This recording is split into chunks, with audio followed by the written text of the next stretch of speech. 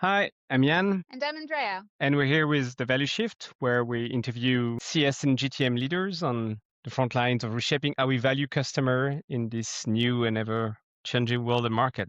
And we start with philosophy and poetry as well. I'm so excited to introduce our guest, Daniel Rose. He's led customer success and customer experience teams through multiple phases of hypergrowth, from PE-backed, early stage growth, late stage growth. Most recently, he was VP of customer experience at companies like Alation and Snyk, and is now at a crossroads consulting, advising, and coaching customer success and customer experience teams.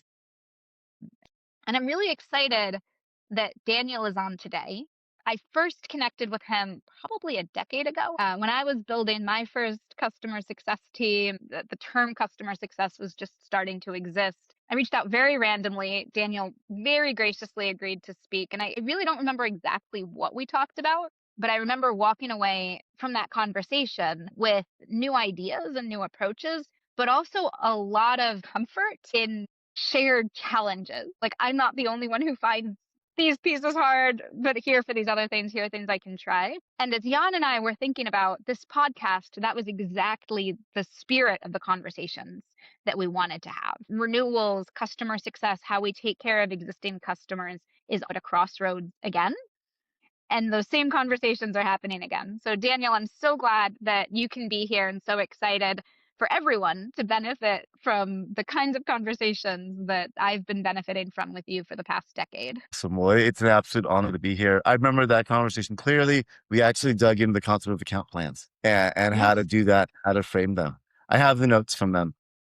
that's amazing. But I I'm mean, what impressed. really struck me was that you always had this innate curiosity to want to make things better, and we're wide open to discuss it. And I think that's what I fell in love with in customer success in the first place, is coming from like a nonprofit and organizing background. That type of collaboration seemed really inherent in the community, and I loved it. It feels good. Like when I feel good, I do better work. And like in that kind of scenario where people are exchanging information and growing together, I feel super lucky that this is where I landed. And thank you for having me. Thanks, Daniel. Customer success is certainly a unique community. This is why we're constantly figuring it out through the community. So before we dive in, maybe we can level set. I know you're the transition at the moment, but to put into context the rest of what we'll talk about, can you tell us a little bit about your most recent couple of roles? What have your teams been focused on? What's your role looked like? Where was your focus, and how were you measuring success in that? Absolutely. I spent the last maybe 5 years split between two companies, Alation, a data catalog and data intelligence platform, and Snyk, a cybersecurity platform. One right around the 200 million revenue perspective, and the other one at about 350. So a little bit on the later stage, fine to exit type of work. I joined Alation really bluntly to help rebuild and revamp their customer support organization. When you searched up Alation on G2 Cloud, it said incredible product, support not good. And so I had given them a charter to uplevel.org. We built out that global presence. We let go of all of our external contractors like Tech Mahindra, hired internally using a foundation of great people that we had, and then scaled that team, I think, from 20 to 60, CSAT from 72 to 99, implemented KCS and knowledge tenant support and AI into that process. And so in a journey of a couple of years, really kind of grew that to be world-class. That also included leading and building out an escalation management team for deployed engineering, knowledge management, docs, and help center and portal. So own the majority of post-sale minus professional services, and partnered with our pre-sales leadership to own the customer journey.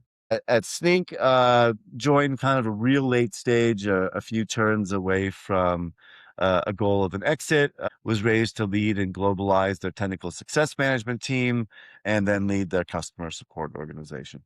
Aligned their TSM team to sales, rebuilt their playbooks, helped raise GRR, and then began to implement the same type of support machine that we've seen it. And really two incredible experiences, two really disparately different software, one in big data and one in cybersecurity, both really hot from a market perspective, but a totally different glossary. And the fact that there were different software or different customer base, did that influence the way you thought about the organization on the success and support side, or ultimately the underlying role wasn't so different. Just In reality, I think the machine and the foundation is really similar. I think rather okay. than the product vertical being the differentiator, I think it's the ease of use and the product maturity. Like the more buttons a product has and the harder it is to get to value usually defines the way that you structure your org and how many layers of humans that you need to get people from the start to the finish line. I'd love to say that all products were snowflakes and you didn't need customer success, but that's not true. Like customer success tends to be that bandage that helps our customers get to that value where the product doesn't get it there themselves. It's so true. And I feel like every single customer success leader, especially new customer success leader that I talk to, thinks that their product is unique in that, and that their team is unique and having to be almost the interstitial fluid, right? Like the bandage, the thing that keeps everything working. But I don't think I've seen a single company where that's not the case, and where customer success isn't kind I of keep waiting. keeping the pieces together. Yeah, but it sounds good. Yeah. So you've led these teams through hyper growth, various phases of growth. So you certainly know how to scale quickly, you know how to lead at multiple organization sizes. And I feel like today, especially when we talk about growth, everyone's focused on tech first, AI, automation, how do we use the technology to scale? But you come with a slightly different perspective. You really think about team first, the team's the most important part. Can you tell us a little bit more about that philosophy?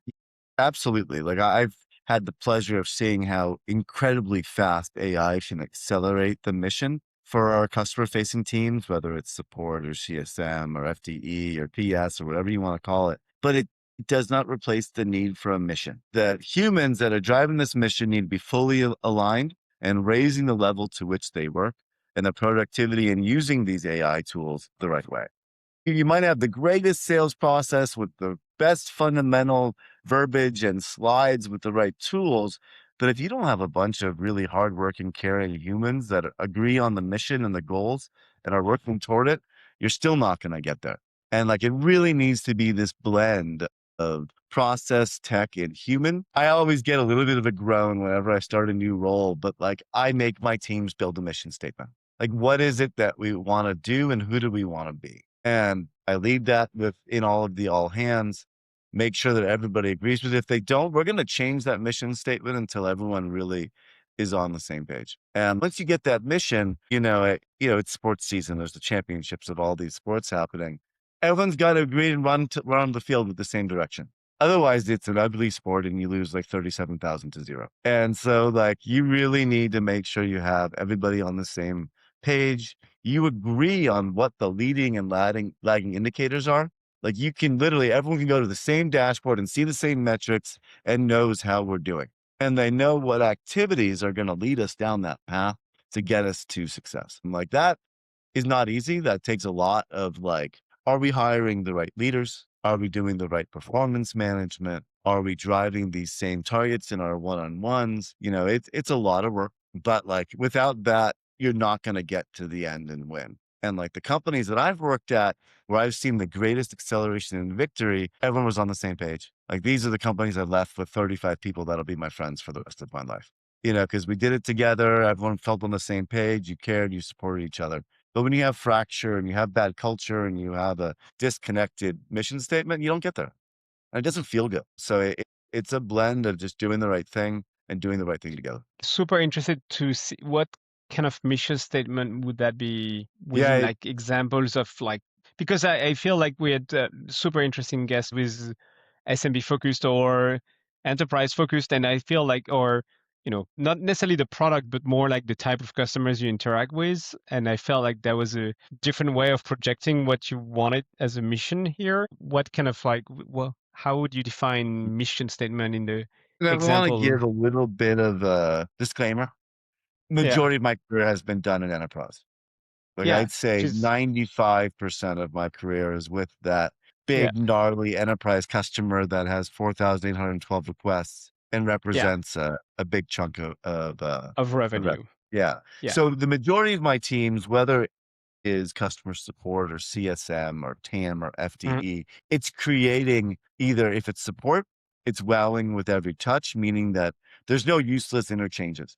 There's no thanks for the ticket, I'll call you back later. Every support case is It looks like your issue is this. This is what the impact is. Here is the plan. So projecting confidence and value in Yep. every connection. If it's a CS org, it's about projecting business value with every interchange. And that mission statement in every success org is, how do I connect technical outcomes to business outcomes? And then how do I translate that to a dollar ROI? And in that, you're always moving the ball. You're a partner to your champion, and you're teaching them how to talk about the value of your product. And so, like, from my perspective, it is those wow moments, but it has to be done in a really unique human way. And I always relate it back. So I had tons of funky, weird jobs pre-tech. Like I owned a pizza restaurant. I went door to door for nonprofit. I was a nurse in a psych ward. I bagged groceries. But like my favorite part of the job was like finding little human connections in each one of those, Hmm. making that person's day a little bit better and like improving everything as a part of it. And then I felt good inside. And so like I felt like that's kind of the like secret sauce to whether any one of these customer facing roles is number one, first, you got to find humans that actually want to do that. And then two, you got to be able to get in there and with a mindset that you want to have a team of change agents that want to do that every day. Like it's a lot. Like you got to buy in. And this might sound like a little bit cheesy, and this is not mine. I took that from a sales leader, Paul, that I knew a long time ago. But there's this little helper gene. It's like a DNA structure in some people that don't sleep well at night when their customer is upset. Same person that like doesn't sleep well when their cousin or their best friend or somebody needs help. And some people have it, some people really don't. And you can't teach it, you can't train it, you can't inject it. There's no like, DNA cloning exercise that you can do. People have it or they don't. When they have it, you see it. And like those are the people that can go in there and be change agents every day. You're hiring team members. You're looking for that helper gene. How do you figure out in the interview process if somebody has that helper gene? What are you looking for? Yeah, and I've had some really fierce debates with like some of the CROs that I've reported to over the years. There's a structure of these interviews and there's all of these ways that you need to do it. Like, number one, I want to learn if the person is curious. If they had that innate curious to figure out how things work, they're not going to sleep until they figure it out. They're not going to sleep till they help somebody. So I usually ask people a conversation, a easy question like, what was the latest technology that you learned that you absolutely loved and geeked out about?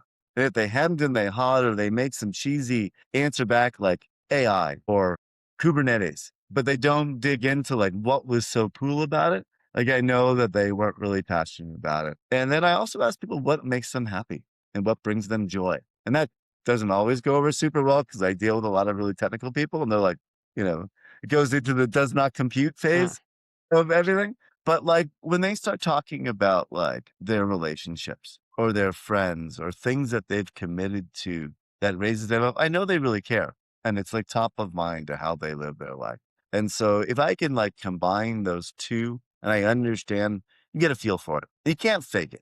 Like, it usually goes pretty well. I think, I think that makes a lot of sense for yeah, how you get at the helper gene. At a certain point, you start to understand what makes people light up and what makes them tick. What else do you look for? What are the other critical components of those early hires? I love, love, love passion and drive. Like, people that are wildly career motivated, I love it. Especially you have a background in the military, you have a background in sports, you have that competitive piece. I had this leader on my previous team she played professional basketball in Europe. And like all of her analogies were about just dominating on the court and running through walls and building mm, teams. And like that competitive fire and that wanting to win is everything. Like you take that to all the different phases of your life. And like I was never a wildly successful athlete, but I want to win. Like my wife is a competitive athlete. Her and I playing pool at a bar is a bad idea. Right. But like you want people that want to get on the field. Like, and it's critical because those people that have that passion, they're attracted to each other. They want to compete with other people and they want to build a team and win. So like finding that right kind of persona is good. Of course, you can't have 10 of 10 because then it gets a little too intense for everybody and you got to build a little bit of balance. But like generally, if you fit in that quotient, like mm. of athlete, helper, caring, and competitive, you're good. You're going to do really, really well. It is a little bit interesting is that persona is really close to one for an incredible salesperson. like it's really close. You probably just need to remove a little bit of the type A kind of focus. And they had a little bit more of that like nonprofit way of living where they, they're okay giving away a little bit versus sales, general best salesperson you ever meet. They're not giving anything away. Everything is about overachieving that number. And so Yeah. that's usually the separation between the two, but it shouldn't be that much. That's interesting because my follow-up question was going to be, because we have ongoing, and I think for quite a bit of time, discussion around CS as a customer success and sales, and CS should be more commercially minded. And, and so I was going to ask, like, how do you assess how commercially minded people are? But I guess from that answer, it's like they are commercially minded by the Yeah, nature of who they are. absolutely. Yep. They should be able to speak the same language as their sales team member and Yeah. understand the why behind it. If they don't have good chemistry. They aren't working toward the same goal. And it's a really, really big problem. That just have a different motivation level for hard numbers, right? That's kind of like a little bit of difference like there. Yeah, but I think that if you can figure out a way to tie your sales team and your CS team to some of the same accelerator benefits in their bonus plan, Yeah. like you see miracles happen. If all of a sudden they both get to go from 10 to 25% accelerator, if that NRR goes above 125 for their set of shared accounts, it's Yeah. amazing. People are motivated. I know I have 6 kids. They want to eat, they want to go to college, they want to do crazy things. Hmm. That salesperson has the same thing, Yeah. right? And they get to go to Fiji with their family by overachieving on their job and doing the right thing. Like who doesn't want to do that? Yeah. But I do think it's a big problem is that, like we all know, compensation plans are generally not talked about a lot, but they tend to be a root of bad behavior. Yeah. And getting those right early and is really hard. And in your view, having like a strong bonus-based strong bonus or performance-based component for CS is like key. That's how you. Yeah, what is the variables that they're being measured on? Like pet peeve, like customer support generally gets put on the company bonus plan. Yes. A support engineer does not care at all, one little iota, about the EBITDA of the company. They care about wowing their customers. They care about reusing knowledge. They care about getting help with people fast. If you create a really good balance of, we're going to pay you to wow our customers and these leading metrics, you're going to see huge change really fast. And it's hard. Like most companies don't want to do it, but I think that's one of your responsibilities as a leader to get in front of those bonus plan discussions and fight for your teams to motivate them the right way. And they're going to like that. Like they're going to be really excited. Cool. I guess maybe follow-up question to that, and Andrea, if you want to chime in as well, is like, then what is the good structure above then? Because I guess that's the question, like I think that's the underlying question to this is, what have you found that works best so you can get those plans in place? What is we talk a lot around the team structure, but in a way, like you can ask also the question, what's the good management structure above you that makes this possible, right? What have you seen work? Is that a CRO that oversees, like what are the ones you saw that are like, that tend to create the condition for having these discussions?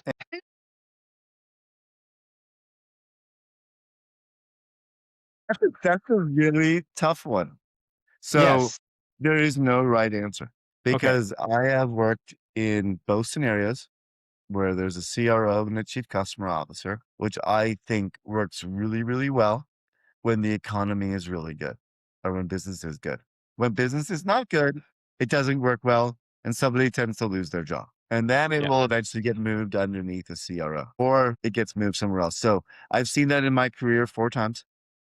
So in my perfect world, if you can find the right CRO, and I've met a few of these really great ones that understand and value CS to run in a more traditional way to focus on that leading indicators of revenue, which is like adoption and referenceability, then it works right. It avoids conflict. You have one motion. Yeah. The other way it will work right is if you have the right CEO that can be the mediator between these two really critical leaders. It's a hard recipe and not a lot of companies do this well. But in building that org structure, you need to design it in a way that supports through good times and bad times and Mhm. understands the mission. I think we've seen customer success go through two evolutions in the last 5 years as a result of this problem, where it's like, okay, the CSMs and sales have very similar metrics. Maybe we don't need both. We can't get rid of sales. And then it will shift. And then the pendulum will come all the way back when crap, GRR is down. Adoption is bad. Our salespeople are running around taking care of customer issues and they don't have time to sell, right? The Yeah. sales efficiency and time on task is next to nothing. Oh crap, new logo is down. And so it's a really tough one to get right. Like, this is a e-staff level design that people need to be think through and understand the why. And I think it can be a really reactionary decision. But I think not a lot of companies really think this through well enough because it's a long term. It doesn't take 6 months to implement a sales strategy. It doesn't take 6 months to implement a new CS team. Like, this is a 12, 18 to 24-month project to get these real machines working right. And you got to let Yeah. them do their job. If you just want to throw it out the window after 9 months and try again, you're shifting a problem, but which is really common. I didn't answer the question. I just highlighted the problem more. No, but I think it's important because we're in a phase where we're shifting back towards CS and sales together in a way, or same component, or shifting a bit away from CS as a neutral party against sales. Like, but at the same time, it's like you don't see the same level of investment as in sales done in CS, but the numbers are big if you already have an established customer base. So I think it's the debate across the board around speaking about revenue overall, right? And Yeah, that's really hard to speak revenue, I feel. I Even if think you even nailed though it. you have a CRO, right? Yeah. Speaking revenue is difficult. Yeah, I think you nailed it, Jan. And I think it comes really back to the product. If it's an easy product to implement, I think that real sales-led culture, you could even give the CSMs that commercial and account management component. Because if they're really just selling widgets and user licenses and things like that, that makes sense. You can do the adoption and the commercial transactions. But if you need humans in there with the 1,412 knobs to make it right and dealing with all the technical pain, you can't give them commercial responsibilities. It doesn't work. And so do they have to pay for it? Maybe that's your TAM or your FDE program. But like, again, like, it's building out these factors and these team members in the right customer journey based upon the product. That's a little bit of like a real moment in the mirror for e-staff to make that statement that says my product is hard and this is what I need to be successful. Mm. Yeah, I think it'll be interesting to see how that continues to evolve as product development becomes faster and faster with AI, and we're able to hopefully make UX smoother and smooth. The hope is that a lot of these gaps that customer success has been filling go away. I'm not sure if that ideal will be delivered on or not, but I think it'll be interesting to see. And I really like how you put that kind of the pendulum swinging, and in the lean-ish times of the past few years, I think we've seen the pendulum really swing away from customer success. Yeah. This is what we were talking about before we even started recording. I'm being pulled back into a lot of companies that are suddenly finding out that, oh my gosh, we have retention issues now, and we can't, no matter how quickly we fill the top of funnel, if we're bleeding customers out at the end, it doesn't work, and what revenue is more efficient. So I think we'll certainly see a renewed focus. And this question of, does customer success, do renewals sit in a CRO or a CCO, also I think depends on what the CRO looks like. Right? I know a lot of startups tend to hire a CRO who's really an SVP of sales, Mhm. and has never overseen renewals and has never overseen onboarding and doesn't understand the customer experience. And so when the CRO is really a senior head of sales, when that's the part of the customer journey they've ever really experienced, I think it's hard to roll things up, but I think it can make sense to have somebody who's seen that full life cycle journey own the full customer life cycle. I think that's spot on, Andrea. I think one of the really interesting shifts is like a lot of the old sales org strategies and playbooks don't apply as much today. It's so much more of a technical sale. So much of the selling is done technically, with sales needing to do a lot less work to actually finish closing the deal. And so, like, I think, a lot of these legacy sales playbooks don't apply as much. Like, the need for the really long Italian dinners to close the deal is not what it used to be. Like, it is a lot more about, have you proven enough technical value quickly? Yes. against all these competitors in this growing market to be successful. So it is about how do you lead these technical teams to success. And so it's changed. Like there is an evolution. You're seeing a lot of these younger sellers that are much more technically sound, that can communicate with engineering, taking home that $1 million W-2 versus that wasn't the case probably 10 years ago. And you think this, sorry, do you think the same is applying in CS where you see more technical people having to, like you need to have that mindset shift across the entire customer experience, and you're going to see super technically minded support, super technically minded CS, because as much as you're doing that on sales, that you need to continue doing that. Like those, everything's more technical. You're supposed to be more technical, and that is applying across the entire spectrum. And you see, hey, you have to have a product mastery of some kind or a technical mastery of some kind to unlock this next phase as well, because the people in front of you will be the same, like that level of requirement. Absolutely. But with a really Yeah. big caveat, being that like, in the perfect world, you have an army of people with super high EQ and super high IQ that like, Yes. but unfortunately, like those are unicorns. You don't Yeah. find many of them. So you have to really do your best to find a team that is a blend, right? Yeah. And in my career, I've maybe met 10 to 15 of those unicorns that can literally, write mathematical equations on the wall and tell funny jokes at the same time. Majority of Yeah. them aren't that way. So you do need to make sure in your journey you've allocated the right types of people, but you have to be able to cast a big enough net to actually feel the team that you need. So you hire in aggregate, right? You kind of Yep. hire like a, Yeah, and like you have to do a lot of really strong relationship matching. Like that this person is beautiful with building connected relationships. They're great at project managing. They can take on the strong financial institution. You got to make sure that you have a market and you have an offering that sells an FDE or a TAM with it, and that Mhm. you're putting the right team on the field with that customer to get where you want to. Like there has to be that like buffer. Otherwise, that person with super strong project and great connected is going to be on an island where Yeah. the product never does enough because that enterprise customer always wants everything they can't have yet. And so you have to make sure you arm them. Everyone needs to be armed and supported. If they do, they're going to love the role and you're going to win in the customer. Yeah. I think that's a good segue. I wanted to also talk about staying sane as a leader in today's market. You're talking about how do you set your team up to not get frustrated and to not get burned out and to still enjoy the work. And I'm hearing from more and more leaders who are being asked to do much more with much less in a much more complicated market. Burnout is, I think, every other LinkedIn post at this point. And if not LinkedIn post, it's every other conversation that I'm hearing. Yeah. You've talked about this a bit, kind of as a leader, focusing on filling your cup.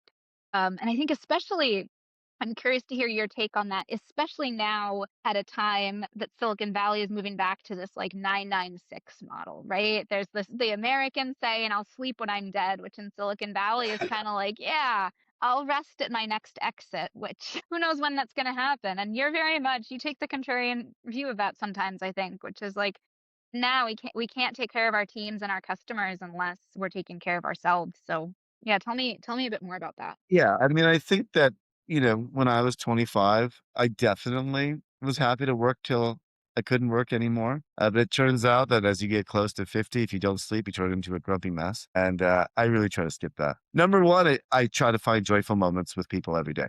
So whether it's teammates that I love, simple moments of laughing at how funny our jobs are, like finding moments to humanize with our teams every day and make sure that you know that you're with them and they feel it. And then the moment that like I see people come out of their shell on my team, and instead of them thinking like, "Hey, I'm chatting with my VP," they're sending me a really funny joke, and they're opening up themselves to me to kind of engage. Like that fills my cup.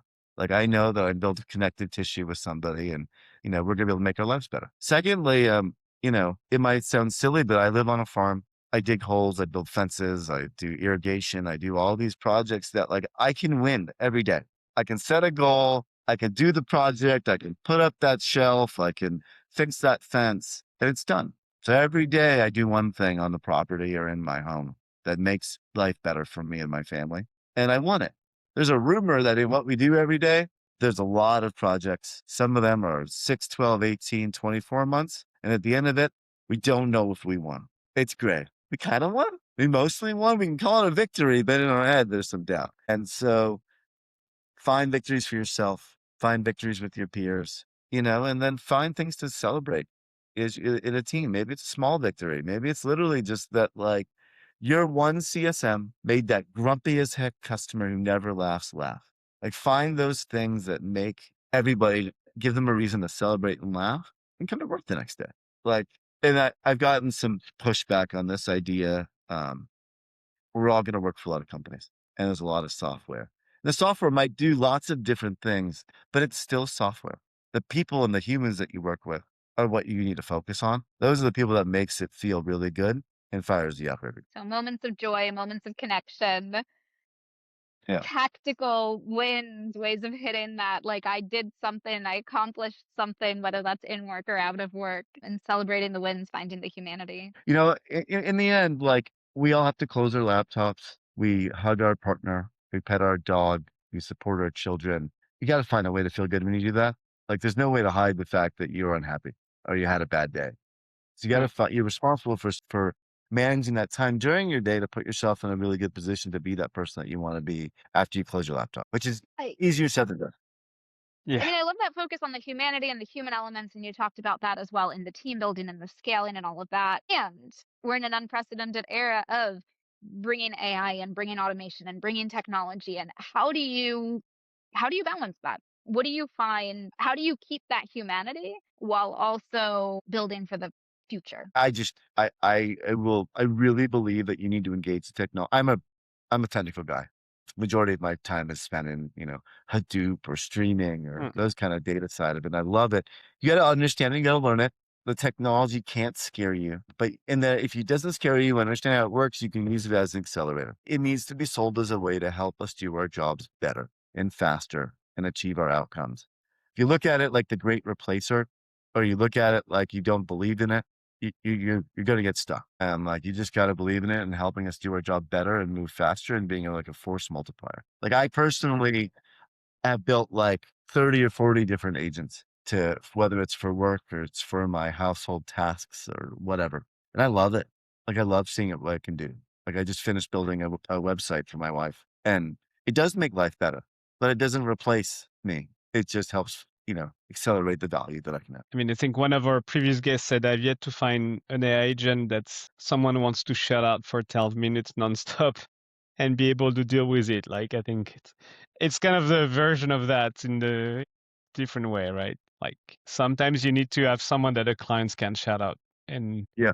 express frustration with, and it's the same side of the coin in a way, right? Yep. I totally agree. Just, when used, it's incredibly powerful when used the right way.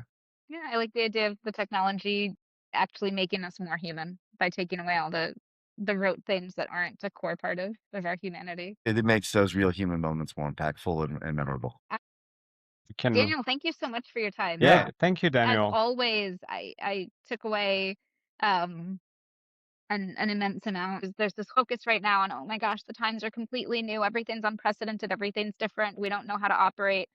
And I feel like some of what I took away from this conversation is like, yes, and the core tenet that we've had from the very start of customer success, because you and I have both been there at the days before customer success was a thing, through it becoming a thing, through it now going through another evolution.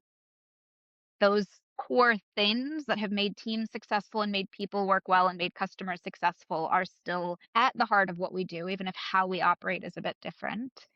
Um, and I think now more than ever is a time to focus on taking care of ourselves and our teams and really embracing what makes us human, even as technology goes in to support that. So I I appreciate love that that. perspective. Yeah. Thanks so much for having me. It was really No, good to thank see you you. again, Andrea, and Jan. I hope we get to chat again. It was an absolute honor. Yeah, absolutely. No, it was really good. Thanks a lot.